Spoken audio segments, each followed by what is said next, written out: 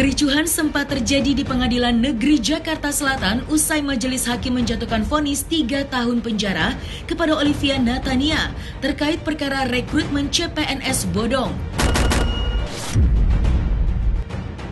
Mendengar putusan hakim, salah satu korban yang menghadiri sidang histeris dan jatuh pingsan.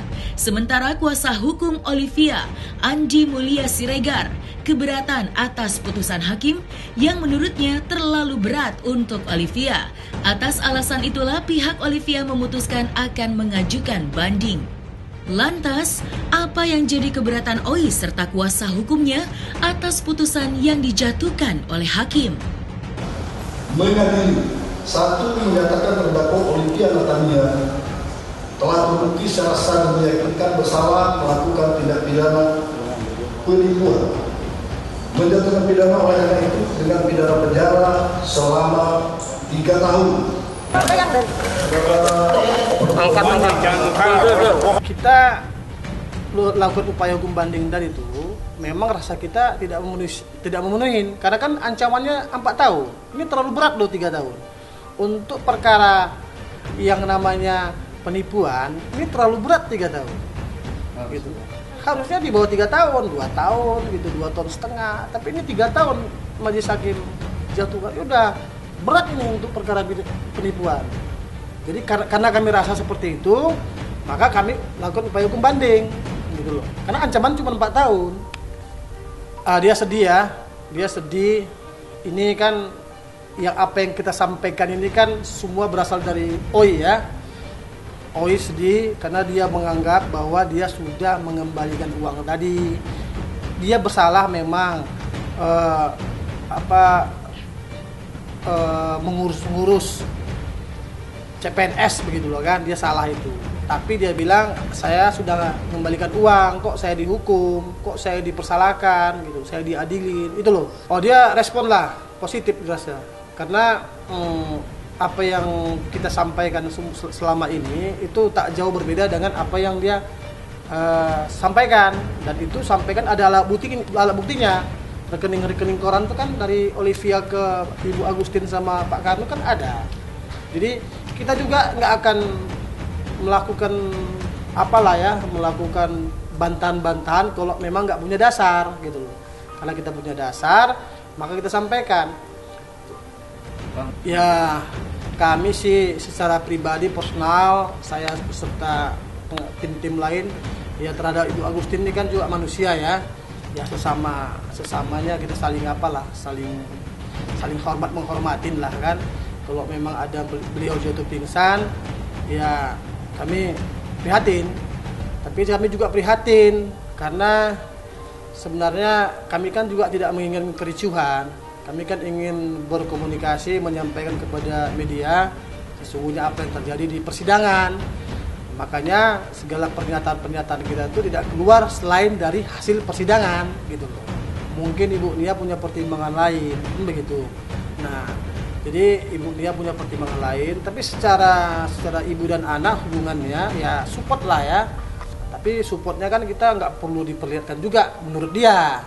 Tapi menurut kami kemarin itu kan perlu juga dihadirkan setidak-tidaknya mempengaruhi majelis hakim secara emosional antara ibu dan anak kan begitu. Tapi beliau kan punya pandangan lain. Jalannya persidangan perkara rekrutmen CPNS bodong yang menyeret nama Olivia Natania berlangsung cukup panas.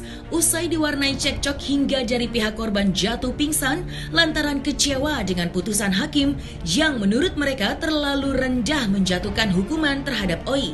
Tidak itu saja, para pihak korban akan tetap menuntut Oi untuk mengembalikan uang yang menurutnya belum dikembalikan.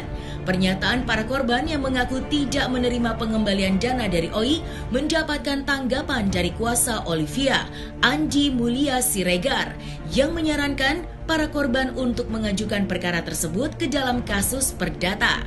Maka, seperti inilah ungkapan kekecewaan para korban penipuan CPNS fiktif yang meminta keadilan. Sangat tidak puas ya. Pertama apa? Tadi hakim sebutkan bahwa hal yang menginginkan Oi adalah dia jujur di persidangan. Apa yang jujur? Dia berbelit-belit, nggak ngaku.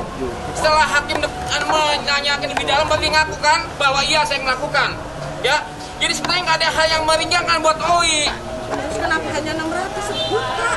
Gitu kan? Nah, ya ini poinnya gini ya. Yang kedua, kami sesakan bahwa sampai tadi tuh habis di persidangan itu si kuasa hukumnya OI masih aja bilang udah ada pengembalian. Masya Allah gitu ya. Ada advokat yang gak jujur. Boleh bela klien, tapi dulu ini pakai dong. Ya, dari 25 orang belum ada yang satupun yang dibayar atau kembalikan uangnya sama OI. Gitu. Gini, kita itu seperti kami ini penasihat hukum, kan kita bicara sesuai dengan fakta. Di persidangan itu yang diajukan itu adalah 600-an. Nah, jadi jaksa itu menuntut 600-an. Ya kami fokusnya 600 gitu kan. Kemudian hakim menyatakan kerugian 630 juta, ya berarti 630 juta. Di luar dari itu ya kenapa tidak dimasukkan dalam proses penyidikan? Kenapa nggak saksi ini kerugian masuk sebagai saksi, kerugian masuk sebagai saksi, kan begitu? Saya shock setelah mendengar ternyata hakim memutus hanya 3 tahun, lebih rendah dari JPU yang 3 tahun dan 6 bulan.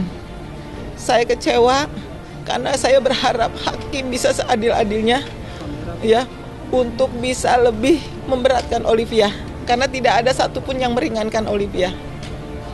Saya sangat kecewa dengan keputusan tersebut. Saya udah nanti jatuh lagi. Yuk tenang. Udah nggak kuat. Tenang. Saya cuma mau menuntut keadilan. Intinya itu aja. Buat para korban, buat teman-teman saya, banyak korban semua. Saudara saya, ponakan saya, anak saya. Kalau memang dari pihak Ibu Agustin dan kawan-kawan mau mengajukan perdata, silahkan. Itu lebih real bagi kami. Itu lebih real kalau bagi kami. Memang kalau memang dia punya bukti ada korban lain dari selain korban ini, silahkan mengajukan gugatan perdata. Itu yang kita inginkan. Nah, dalam perkara ini menurut Olivia ini ya, 630 juta menurut Olivia sudah dilakukan pembayaran.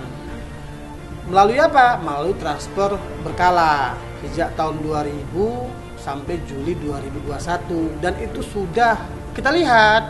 Benar nggak?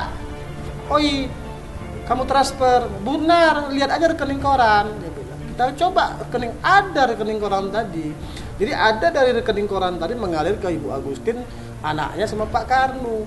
Nah itu yang oleh Olivia dianggap merupakan pembayaran, gitu kan? Dia melakukan pembayaran, Olivia menganggap melakukan pembayaran. Ini pengembalian, gitu loh. Jadi dalam perkara ini pun ya 630. Kalau ada korban-korban lain kan tidak ada masuk dalam perkara ini. Kan katanya ada yang 15 M, ada yang 12 M, 9 M. Kita kan nggak tahu itu kebenarannya. Nah, kalau kayak saya ini kan nggak tahu itu. Nah, kan kita ini kan berdasarkan fakta di persidangan. Apa yang jadi fakta? Ya di fakta nomor 30, itu nomor 30. Maka hakim pun menjatuhkannya kerugiannya 630 juta. Lah, kalau memang ada di luar dari itu, ya harusnya kan dimasukin dong dalam perkara ini. Ini loh, ini belum bayar, ini belum bayar, harusnya kan dimasukin. Nah kita kan nggak tahu.